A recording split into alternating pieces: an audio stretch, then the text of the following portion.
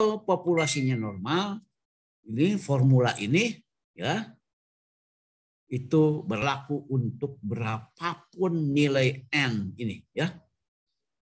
Mau kecil, mau besar gitu, tidak ada masalah. Kalau populasi normal.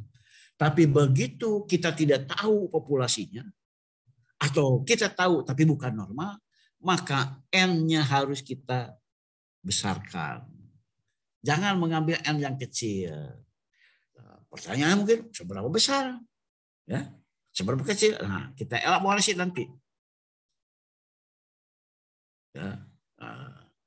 Jadi kalau populasinya bukan normal, maka formula yang tadi itu boleh digunakan untuk n yang cukup besar. Ya, pasportnya adalah LLN dan CLT itu.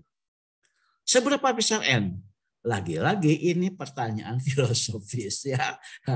Solusinya ini lakukan simulasi untuk nilai n berapa sehingga distribusi X bar mirip distribusi normal.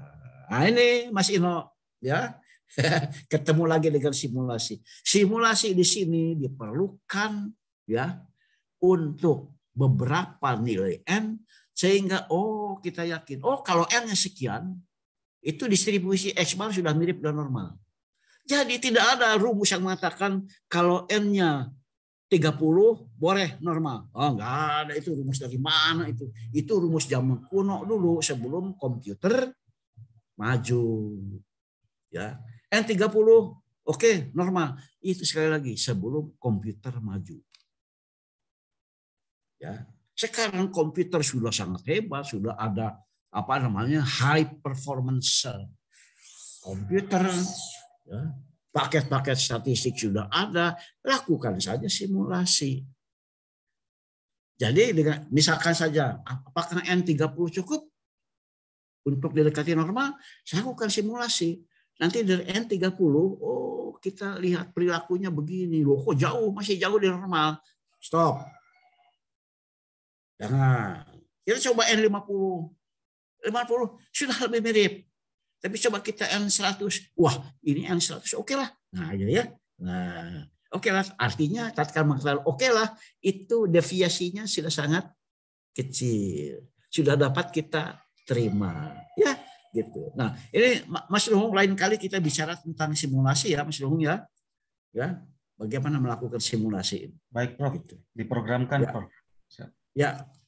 Oleh karena itu, kita dapat rumuskan sekarang. Tuh, ini rumusan.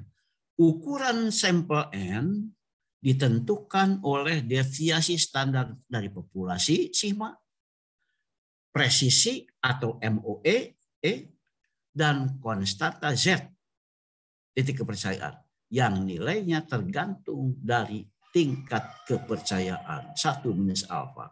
Jadi N itu ditentukan sekali lagi oleh sigma, ya, E, dan alfa. Sigma, E, dan alfa. Nanti akan kita lihat bahwa Slovin tidak tunduk kepada fatwa ini. Ya, yuk kita lihat ya.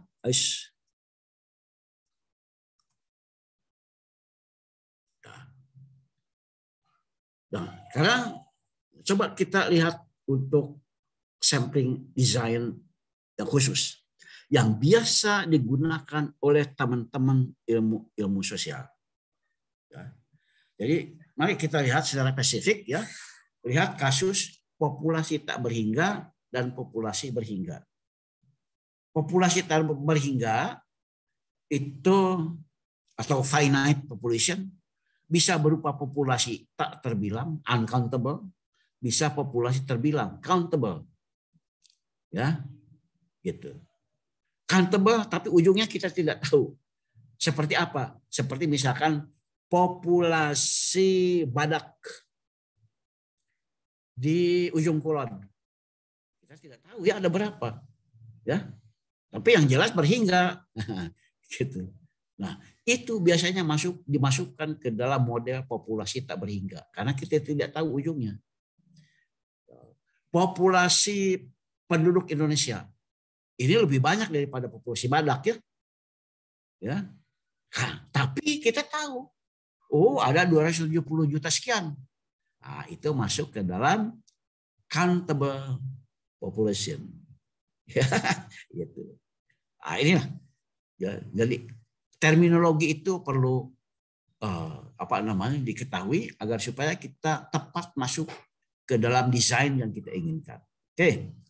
Dalam kasus populasi tak terbilang, ya, yang pertama, apabila populasi itu berdistribusi normal, ya, ukuran sampelnya jelas, gunakan saja yang tadi ya, formulasi generik yang tadi. Apabila populasinya berdistribusi non normal, bahkan tidak perlu diketahui, gunakan LEN, LLN, dan CLT. Dengan kata lain, N-nya cukup besar. Nah, oke. Itu langsung saja gunakan simulasi. Ya, langsung saja. Bahkan mungkin tidak memerlukan formula generik yang tadi. Langsung saja. Dalam kasus populasi terbilang, sekali lagi, N-nya harus cukup besar. Khusus untuk populasi berdistribusi binomial, ini yang menjadi concern formula Slovin. Ya. Jadi formula Slovin itu bicara tentang distribusi binomial. Gitu ya. Khusus untuk populasi berdistribusi binomial, maka sigma pada formula generik tadi itu diganti oleh ini. Nih. Akar P kali P min 1. Diganti oleh itu. Ganti saja oleh itu. Dah selesai. Nah, gitu ya. Ini. P-nya apa? P-nya adalah proporsi. Proporsi res, proporsi no gitu ya. Ya, misalkan saja gender ya. Laki-laki perempuan. Nah, P-nya adalah proporsi laki-laki. 1 minus P proporsi perempuan. Maaf di sini kita tidak mengenal adanya LGBT di sini. Ya. Oke. Ya, mari kita lihat. Sekarang populasi berhingga. Misalkan saja ukuran populasinya N besar. Nah, N besar ya populasinya.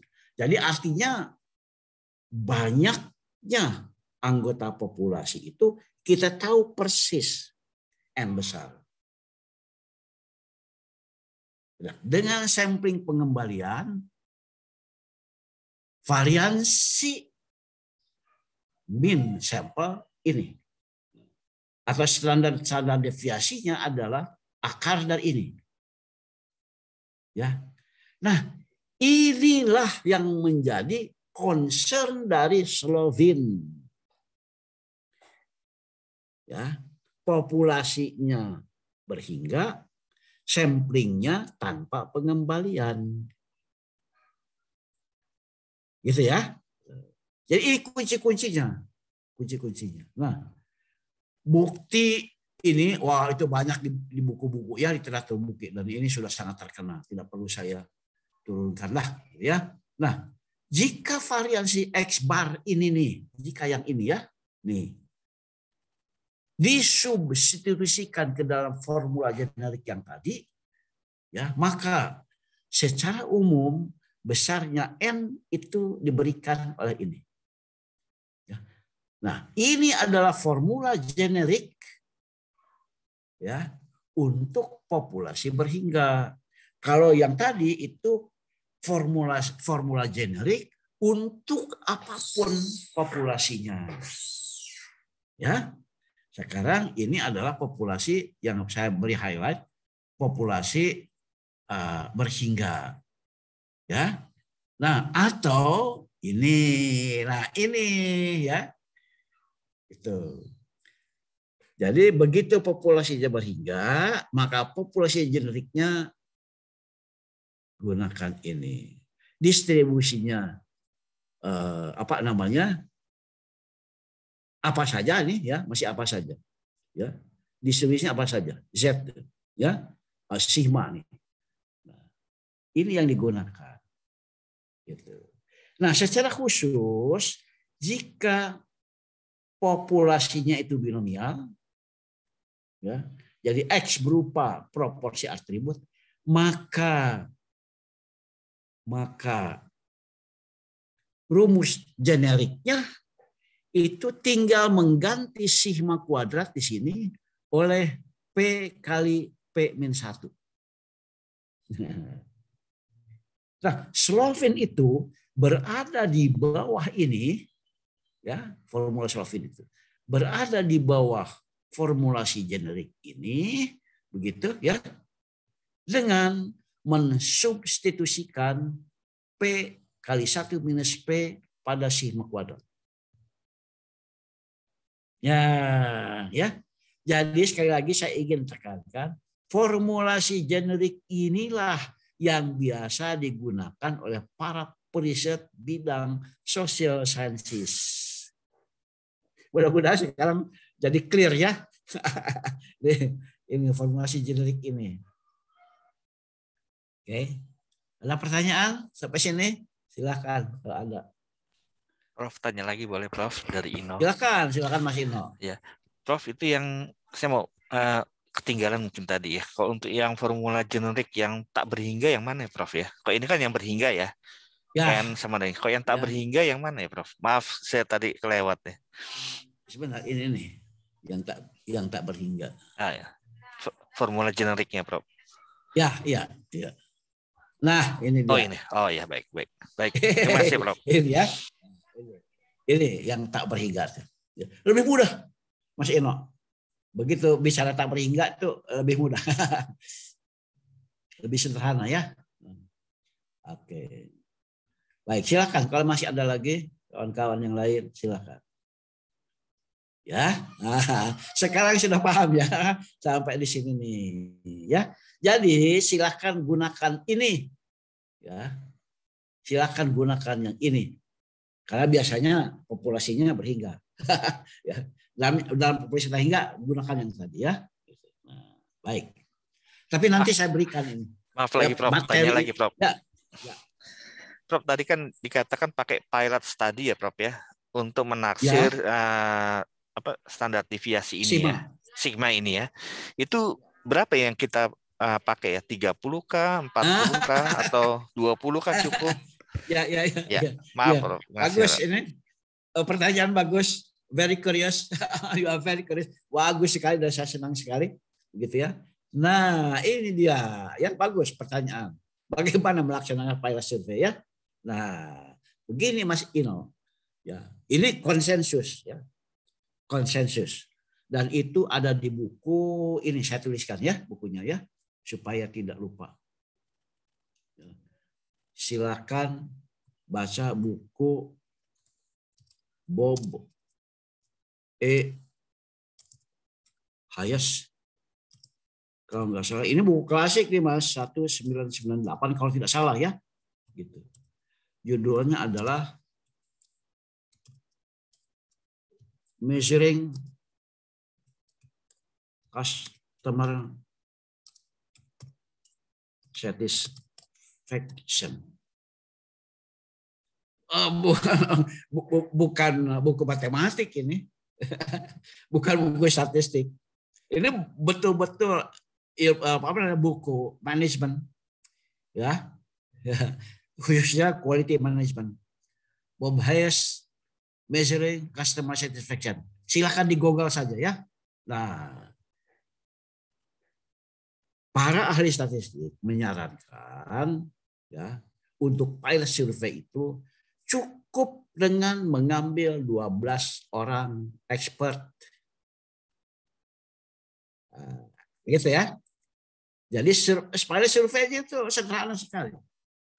12 orang expert tanya, Pak, menurut Bapak ini populasi yang memilih Pepsodent ketimbang Darlie, ya ini odol sikat gigi itu berapa kira-kira? para ahli. Itu tentunya ahli, ahli dalam bidangnya ya gitu. Itu untuk riset pasar biasa dilakukan itu. Ya, silakan. Jadi ini sekali lagi ya sudah dicatat ya Mas Ino ya bukunya. Ya, Prof. Baik, terima kasih. Measuring customer satisfaction. Oke. Yuk kita teruskan ya. Sekarang saya mau demo nih kekeliruan formula Slovin seperti yang dijanjikan Mas Nuhung ya, Mas Nuhung. Nah, pertama ya, kawan-kawan semuanya perlu memiliki artikel ini. The misuse of Slovin's formula. Ya, saya berikan ini linknya. Ya, jadi apa namanya itu? Nanti cepat saja ya diikuti link ini. Ya, siapa tahu sudah dihapus. Kalau ternyata sudah dihapus, kontak ke saya ya. Di saya ada kopinya. Ya, itu linknya. Nah, kemudian setelah baca itu, silakan baca ini betul-betul komentar yang sangat pedas. Ya, di sosial media ini. Ya. Sosial media. Di mana adanya? Masuk ResearchGate, kemudian ketik nama ini. Ya. Sekali lagi, masuk ResearchGate, kemudian ketik nama ini dan klik, maka akan muncul ini. Who is Slovin? And where and how did the Slovin's formula for determining the sample size for a survey research originated? Pedas ini ya. Tuh. Oke. Nih, mulai dari sini. However, its misuse is now also a popular subject of research here in my country, and students are usually discouraged to use the formula. Ya, Mas Noam silakan baca ini ya. Students are usually discouraged to use the formula, even though the reasons behind are not clear enough to them. Bagi dia katanya masih tidak clear. Nanti saya buat clear. Perhaps it will be helpful if we could know who really is Slovin and what were the basis of his formula. Ya, ini ya bahan pertanyaan bagi dia. Saya akan turunkan nanti. Ya, akan saya jelaskan secara matematis bagaimana rumus profil Slovin itu diperoleh. Ya, tapi yang penting sekali lagi ini students are usually discouraged to use Slovin formula. Oke, ini yang pertama. Yang kedua, ini dia, ya ini. Silakan ini juga klik masuk ke ResearchGate ya, klik nama ini, ya akan kita temukan dokumen ini. Nah, tuh. Ini lebih pedas lagi. Sampai dia mengatakan, Slovin's formula has been taught by irresponsible professors. Waduh, ini bukan main, ini ya pedas sekali. Slovin's formula diajarkan oleh para profesor yang tidak bertanggung jawab. Di mana? Di the Philippine College for the strong words, but that is true. Because they, maksudnya para profesor itu, they don't have formal training about statistics. They taught the wrong things to their students. Para profesor itu mengajarkan sesuatu yang salah kepada mahasiswa-mahasiswanya. They are like blind people guiding another